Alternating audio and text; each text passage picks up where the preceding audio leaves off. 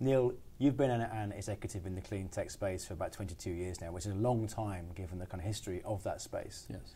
What do you see as the major drivers for it going forward globally?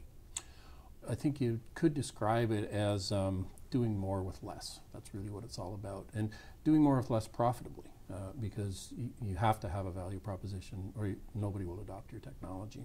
So the drivers are really, you can talk about sort of the global drivers, like renewable targets. So for instance, Denmark, for example, has a target of 100% renewable energy by 2050.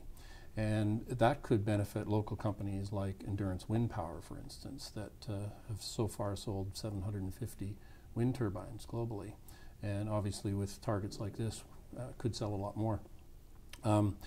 Also there's GHG reduction targets, like for instance the EU, which has a 20% reduction over 1990 levels by 2020.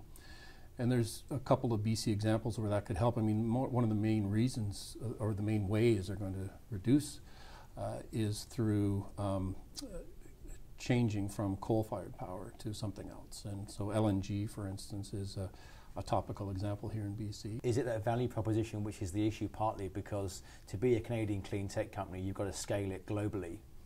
Is there a challenge here in terms of actually getting these companies to be commercial?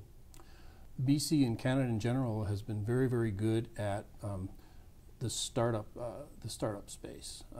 Not so good at commercialization. We have world-class universities. We have strong entrepreneurial spirit. We have a lot of financial incentives to help companies in early stages. Neil, what are the major issues that Canadian companies face when trying to scale properly and become commercialized? Well, I think it really boils down to finding your early adopter customers, which are going to be global customers that have a strong, large market, and finding the dollars, because companies have to squeeze both technology and market risk out of their business model before they can commercialize. And it's very, very difficult at times to find the dollars to do that.